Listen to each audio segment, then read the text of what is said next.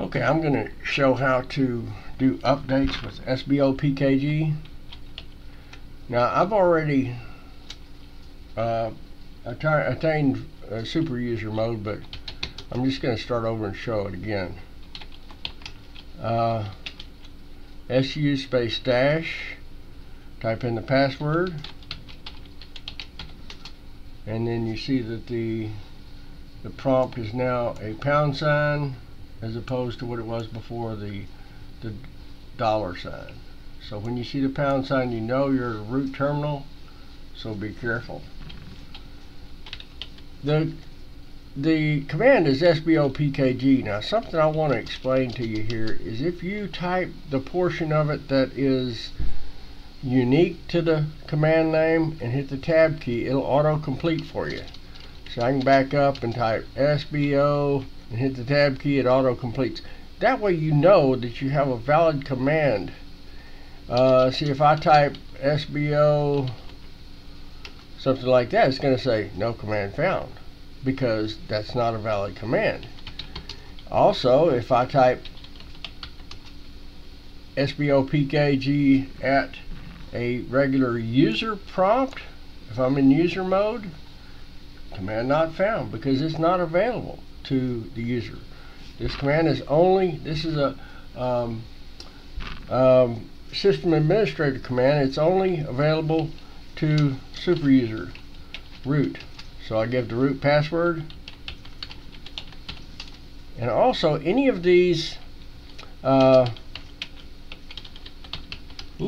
commands you have, if you type man and then the command name like that, you're going to get a manual.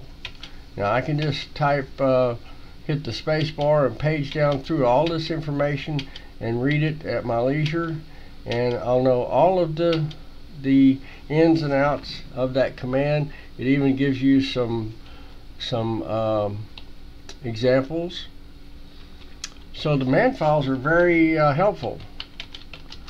See, man ls, there's all your, I'm scrolling that way too fast to read, of course, but just to give you an idea how extensive it is. It goes on to tell you all of the advanced features of that command, the basic features, the advanced features, everything. Alright, now we're going to use the command Sbopkg to update, okay? But now it's pretty self-explanatory the way this works. If you type Sbopkg with no arguments, it comes up with this screen. The best thing to do is go ahead and hit enter and let it sync. You saw that first option at the top was to sync. And what that does is, as you see on the screen, it syncs up with the repository files. It decides what it has installed on this system and what is available in the slackbuilds repository systems, and at the end it says sync complete, as you see there, okay? And you can either hit enter or click exit, and you'll move out of that that phase. Now if we hit enter again right now, it'll sync again, but what we need to do now is updates. We're going to list potential updates. If we hit enter there, it's going to show us some potential updates. Whatever these updates are, we can choose them and run the update, Sbopkg's update function to update any of these packages it comes up with. One thing to know about Sbopkg is it doesn't always function perfectly. Sometimes some of these updates will fail. Well, you just do them again. If it fails to do one of the packages, just run it again, and the second time it probably will. And sometimes the reason it fails is because they're not in the correct order, because one package will depend on another package in order to have the correct version of a dependency in order for it to actually install. In that case, if the newer package is yet to be installed, it sees the older version of a dependency it has that it needs, and it won't install it because it doesn't have the correct version.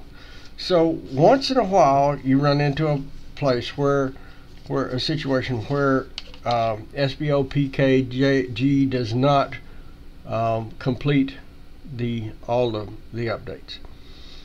And it's no big deal if it doesn't. You just go back and do it again afterwards, and it probably will finish those.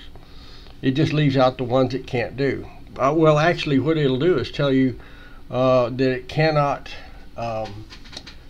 finish the process and update a particular package. It'll list the one, show you the one it won't, and it'll show you the one that won't update, and it'll ask you if you want to continue your process with the others using the rest of the queue that you have, and you just say yeah, and it'll finish doing the others. And that's the best thing to do in this case, because one of the others may be what's holding back the one that fails. So you just continue the the process, let them try to all get done, and then you back out of it and start Sbopkg again, and it'll more than likely pick up the ones it did not install and install them for you and on the second go round. That's not always the case. There may be some reason why it can't. It may not be able to download the package. The site it's downloading from, the repository, may be inaccessible at this particular time. Your internet connection could have a problem. If your internet connection goes down, it's going to fail. It's going to fail to download the package and therefore won't install it. So there are a few reasons why it won't be able to complete the prescribed task at the time. Sbopkg is not perfect. Usually the errors tell you, okay, now we've got a list of several different things that on this particular system that can be updated. So I'm just going to tell it to go ahead and do them all, and it tells us that it's going to put them in the queue for us. These flagged updates have been added to the queue.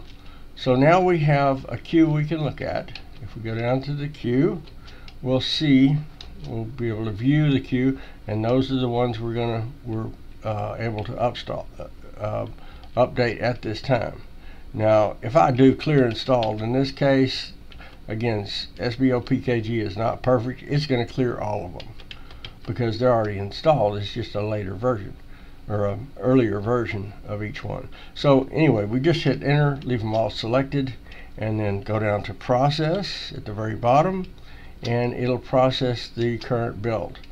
Install, download, build, and install. So that's what it's going to do. When I hit enter, it's going to ask me if I'm really wanting to do this, which would be download, build, and install this list of packages. And it's really updating those packages, but it downloads the whole package again and just does an upgrade of that package or each one in the list. So that's the way Sbopkg is done. At the end, it may ask you if you want to overwrite config files. The safest option is K for keep the old, keep the new config files and leave them there side by side with the old ones. And should you at a later date want to take a look at both of them and maybe merge them, there's also the option to merge them. There's the option to overwrite. K for keep the old ones is probably the safest option. Now, it doesn't always give you this menu to, the option to overwrite or save or keep these config files, because oftentimes there's not any new config files. So that's just once in a while it does that. When a package does have some new config files that comes with it, it gives you that option. And again, the safest thing is just to press K for keep the old ones and save the new ones as config.new. Okay, that should pretty much have it for updates. Sbopkg is only used or only needed when this process right here is only needed when there are packages that are installed outside the package tree, These packages are slackbuild packages from slackbuilds.org, and Sbopkg is an automated package manager for those slack builds, and we'll also update those. And anyway, it does not resolve dependencies. No, that's up to you. Of course, these are already installed packages, and so the dependencies are there. They may not be in the correct order, but like again, you may just have to run it a couple of times. So that's the way Sbopkg works to update packages outside the package tree. Hope this helps, and thanks for watching.